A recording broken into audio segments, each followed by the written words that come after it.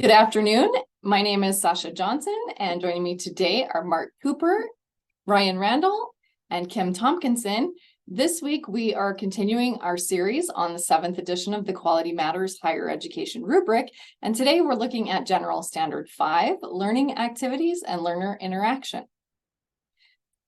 To get us started, what is the QM rubric and its purpose? The QM rubric provides a structured framework that emphasizes the importance of course design in creating high-quality online and hybrid courses.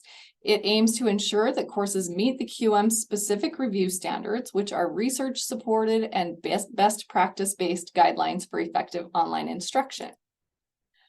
The Quality Matters rubric is primarily targeted at faculty, course designers, and course developers. It serves as a comprehensive guide for professionals who are involved in the planning, design, and implementation of online and hybrid courses. The QM rubric provides guidance for designing and building online and hybrid courses that meet the QM specific review standards. And with the QM rubric, the focus is on course design rather than course delivery or the academic content within those courses. Applying the QM rubric to your course can significantly enhance the student experience by ensuring that the course is well designed and easy to navigate. It also fosters increased presence for both students and instructors through interactive and engaging course elements. Furthermore, the rubric helps in reviewing and ensuring alignment between course content, assignments, and assessments, which creates a more cohesive and effective learning environment. General Standard 5 states that learning activities foster and facilitate learner interaction and engagement. General Standard 5 focuses on supporting the course objectives through active learning and learner interactions with the course content, with each other, and with you. In addition, this standard emphasizes the importance of clearly stating how and when you will interact with your learners, as well as clearly communicating the requirements for how learners should participate in your course. So now that we have a basic understanding of General Standard 5, Ryan is going to start things off with a closer look at Specific Review Standard 5.1. Great, thanks, Sasha. So Specific Review Standard 5.1 reads, the learning activities help learners achieve the stated objectives. So what exactly does that mean? One of the most important things about this review standard is that you have alignment between the activities and the objectives. So you also are supposed to allow for practice and reinforcement that leads to the assessments and the objectives. That's the purpose of learning activities. So for instance, to lead to one of the assessments, which is well aligned with a stated objective, you would focus on the activities in the process of brainstorming, then outlining and practicing a speech. If the final assessment, the stated objective of the course, was to deliver a well-constructed and practiced speech. The learning activities are also meant to promote interaction with content and the learning community. Examples of this could include things like class discussions, videos with embedded knowledge checks, creating outlines or concept maps, doing guided lessons, practice quizzes, or other activities along these lines. Up next, Mark will tell us more about Specific Review Standard 5.2. Thank you, Ryan. Specific Review Standard 5.2 states that learning activities provide opportunities for interaction that support active learning. And the Specific Review Standard 5.2 gives 3 different types of interaction, beginning with learner to learner interaction. And so examples of that type of interaction might be some discussion groups that you have in your course, or a peer review, or perhaps a think, pair, share activity. The second type is learner to instructor interaction, and this could include instructor feedback on an assignment and instructor moderated discussions, as well as polling. And third, learner to content, and that could be students watching a recorded lecture, completing an online exercise, or doing an assigned reading. The next part of specific review standard talks about active learning. And active learning is engaging learners by doing something. And that means that learners are actually actively engaged in the learning process. Active learning should guide learners to increasing levels of responsibility through interaction opportunities that reinforce confidence and discovery through experience and engagement through reflection. And finally, active learning promotes equity and inclusion through learner-centered exploration and meaningful interaction. So the learning experiences may include offering a choice of activities where possible, giving learners autonomy in their role with collaborative work, or providing opportunities for learners to apply their own experience and prior knowledge in solving problems. Up next, Kim is going to talk about specific review standard 5.3. Thanks, Mark. When you have a clear plan of how you're going to interact with your students in your course, it helps them know what to expect. And SRS, or specific review standard 5.3, is all about regular and substantive interaction. And the standard explicitly states that the instructor's plan for regular interaction with learners in substantive ways during the course is clearly stated. So regular and substantive interaction is often abbreviated as RSI. And as of 2021, the U.S. Department of Education has required that any online course that uses federal financial aid funding must have regular and substantive interaction between students and instructors. So we're going to take a little time here to see what that looks like. When we have substantive interaction with students, it has to include at least 2 of the following 5 components that you see here on the screen. And obviously, providing direct instruction won't be part of an asynchronous course, but we can certainly have the other 4 elements in an asynchronous course. So in order for interaction to be substantive, it has to be initiated by the instructor. And there's ways that you can do this in a Moodle course, and we're going to go over those things here in just a minute.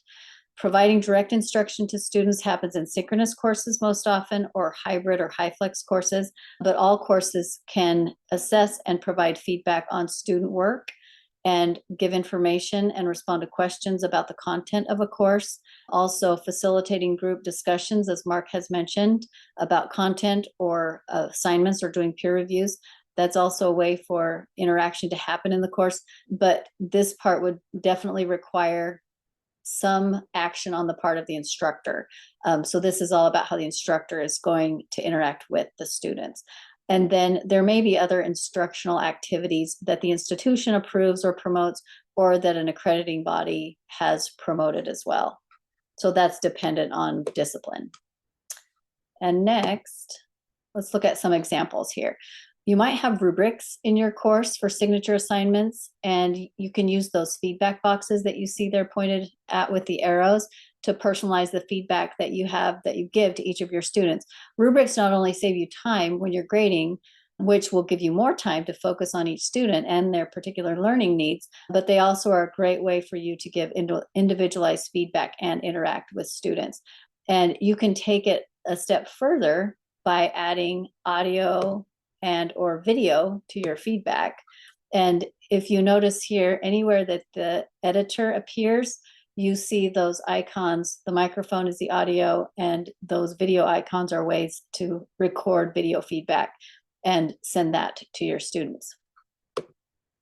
And in the assignment tool, you can use this bar, this toolbar that you see here, to give annotation feedback on any assignment that has a file submission. So this is when students will upload maybe a Word document or a PDF document. This is just another way to personalize the feedback that you have for each of your students.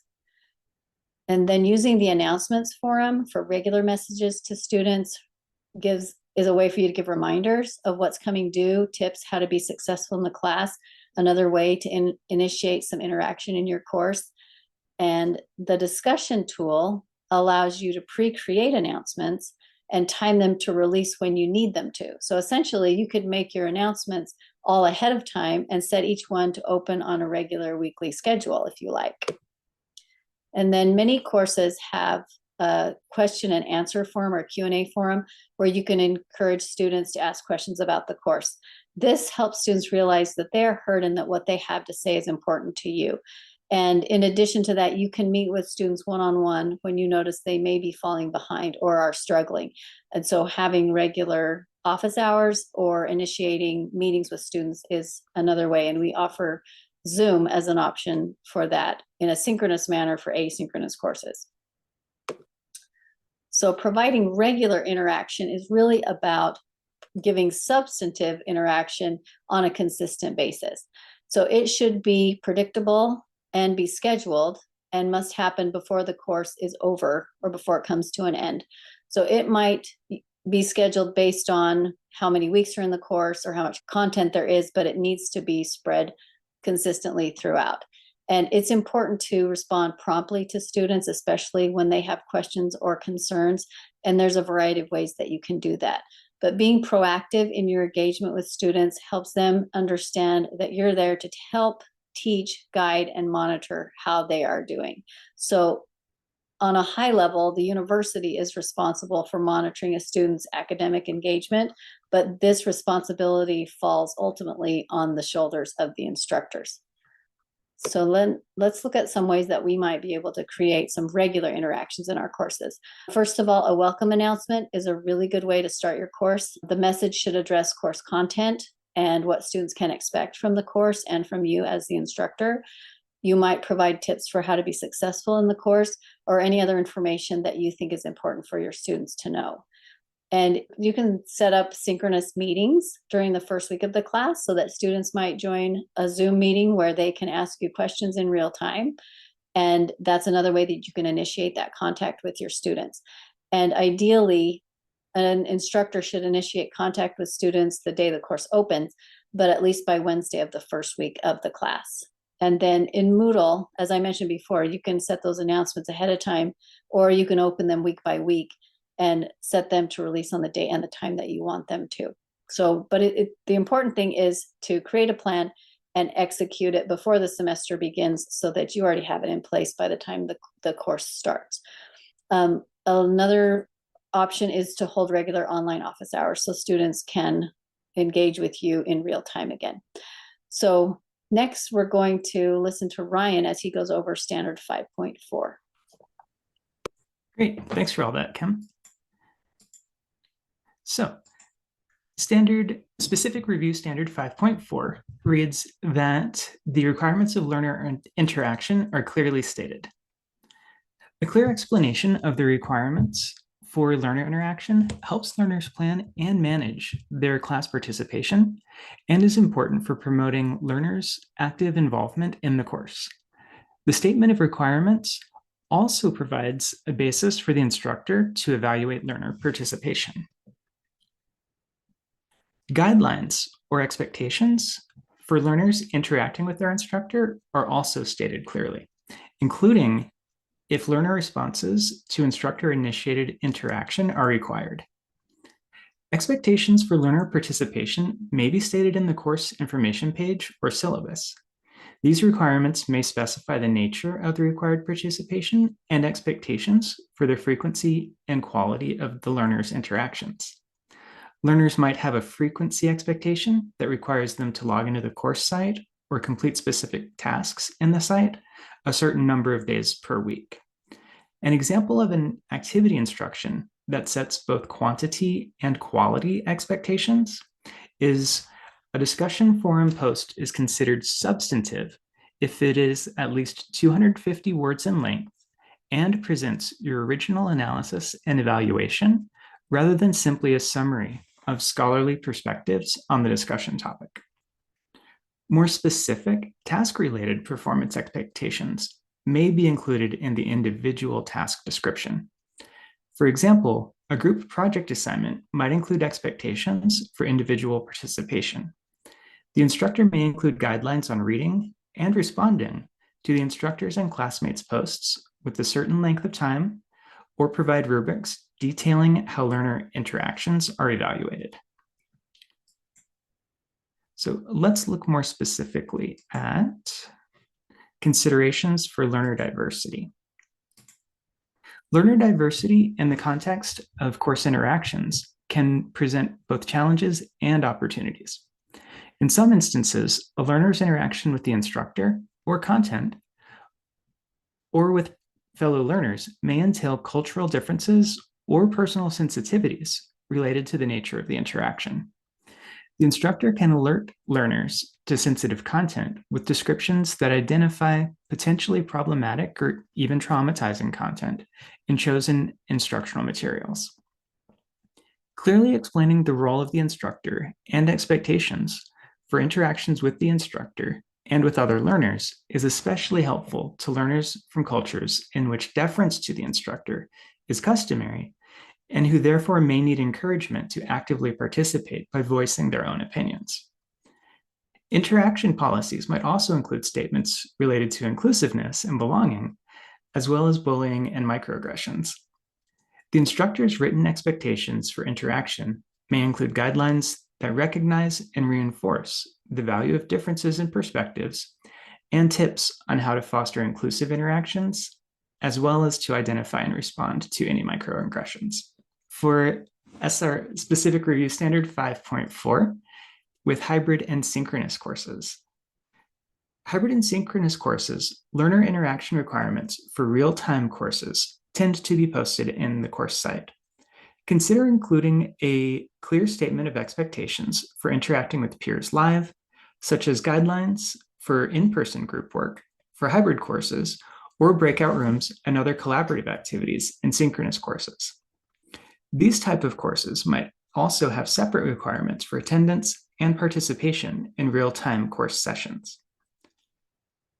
For continuing education courses, in courses that are self-paced, learner content interaction may be the only type of interaction.